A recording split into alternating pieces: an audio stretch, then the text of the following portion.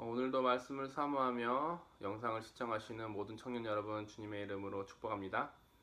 오늘은 마가복음 12장 25절에서 44절 말씀을 같이 한번 나누어 보도록 하겠습니다. 저는 개인적으로 빡빡하게 사는 것을 굉장히 싫어합니다. 매사에 여유가 있는 것을 좋아하는데요.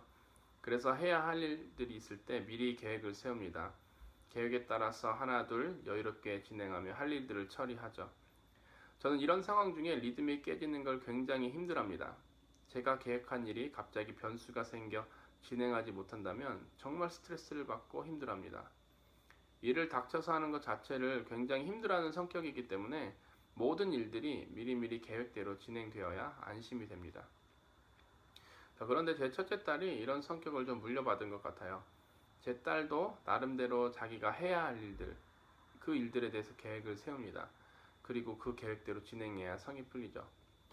특히 그 계획 중에는 아빠와 노는 일이 항상 포함되어 있습니다. 하루 일과 중 아빠랑 놀아야 하는 시간을 반드시 정해놓습니다. 요즘은 잠자기 전 동화책 5권을 읽는 것이 반복적인 계획입니다. 이런 일들을 하나둘 정해놓고 다 해야지 아무 일 없이 하루가 무사히 끝날 수가 있습니다. 하지만 만약 이 계획 중 하나라도 틀어진다면 큰일이 납니다.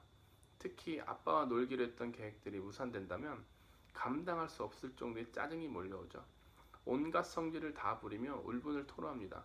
그러면서 반드시 자기가 해야 할 일들을 하게 해달라고 떼를 쓰죠. 딸은 자신의 계획에 대해 항상 기대합니다. 그리고 그 기대가 큽니다. 기대가 큰 만큼 그 일이 무산되었을 때 실망도 큰 법이죠. 이런 모습은 사실 우리 모두에게도 어느 정도 있다고 봅니다. 누구나 다 어떤 일에 대해 기대를 하고 삽니다. 그리고 그 기대가 충족되길 원하죠. 하지만 기대가 무산될 때도 많습니다. 기대가 큰 만큼 실망이 클 때도 많고요. 예수님은 자신의 사역 속에서 다양한 메시지를 전하십니다. 그러면서 사람들이 갖고 있는 기대를 저버리는 메시지를 많이 던지셨죠. 당시 사람들이 갖고 있었던 세계관들, 특별히 다가올 세상을 구원할 메시아에 대한 생각을 계속해서 무너뜨리십니다. 그들의 기대와 정반대되는 이야기들을 반복해서 말씀하시죠. 이런 말씀이 본문 속에서도 등장합니다. 예수님은 자신의 모습이 사람들이 기대하던 메시아와 완전히 다르다고 강조하십니다. 그러면서 예수님이 어떤 분이신지 은은히 드러내십니다. 이 말씀을 통해 우리도 예수님에 대해 다시 한번 생각해 보았으면 좋겠습니다. 우리는 예수님을 주로 고백하지만 여전히 오해할 때가 많습니다. 그 오해는 결국 우리 신앙에 많은 왜곡을 가져오기도 하고요. 이 시간 말씀을 통해 우리 주님에 대해 다시 한번 생각해보고 예수님이 우리를 찾아오신 이유와 목적 그대로 예수님을 바라볼 수 있는 모든 청년들 되시길 주님의 이름으로 축복합니다. 본문은 예수님이 성전에서 사람들을 가르치시는 마지막 장면이 등장합니다. 이전 장면들을 기억하실지 모르겠지만 예수님은 예루살렘 성전으로 입성하십니다. 그리고 그곳에서 매매하는 사람들을 비판하셨고 대제사장, 서기관과 같은 당시 그 지역의 정치 종교의 유력자들과 심한 논쟁을 펼치십니다. 그 후 오늘 본문에서 예수님이 성전에서 사람들을 가르치시는 장면이 등장하죠. 예수님은 시편을 인용하여 다윗의 자손에 대해 이야기하십니다. 당시 사람들에게 다윗의 자손은 메시아를 가리키는 말이었습니다. 하나님께서는 여러 예언자들을 통해 한 사람이 이스라엘을 회복시킬 것을 약속하셨고 이 사람이 바로 다윗의 혈통을 통해 나게 될 것이라 이야기하셨죠. 이 예언에 따라 이스라엘 민족은 다윗의 후손을 기다립니다. 다윗과 같은 새로운 왕이 나타나 이방 나라를 군사력으로 정복하여 자신들의 나라에 평화를 가져다 줄 것을 기대하죠. 그들은 전투적인 메시아를 기다리며 하나님 나라의 회복을 꿈꾸었던 것입니다. 이런 개념이 기본적으로 잡힌 사람들에게 예수님은 시편을 하나 인용하십니다. 그러면서 이렇게 말씀하시죠. 다윗이 그리스도를 주라 하였은즉 어찌 그의 자손이 되겠느냐. 굉장히 모순적인 말입니다. 다윗은 다가올 시대에 나타날 메시아를 향해 주라고 표현했고 사람들은 이 메시아가 다윗의 후손을 통해 나타날 것을 믿었습니다.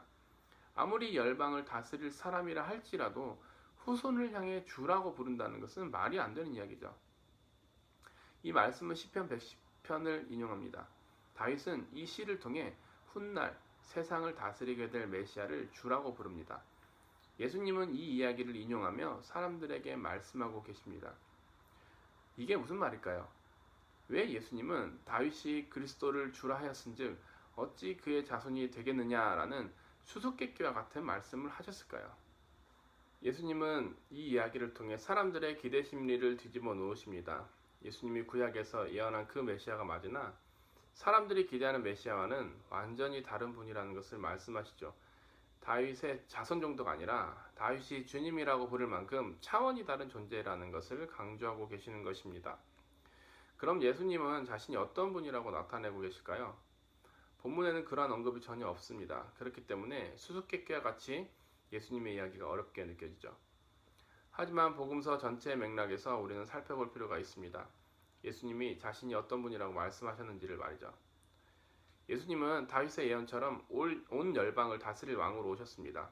그러나 사람들이 기대한 것과 다른 모습으로 오셨습니다. 사람들은 전투적으로 이 세상을 다스릴 것으로 예상했지만 예수님은 그런 모습으로 오신 것이 아닙니다. 자기 희생을 통한 사랑으로 이 세상에 평화를 가져오려고 오셨죠. 따라서 예수님은 이 수수께끼와 같은 짧은 구절 속에서 자신이 사람들의 기대와 다른 모습으로 오셨다는 것을 넌지시 던지신 것입니다.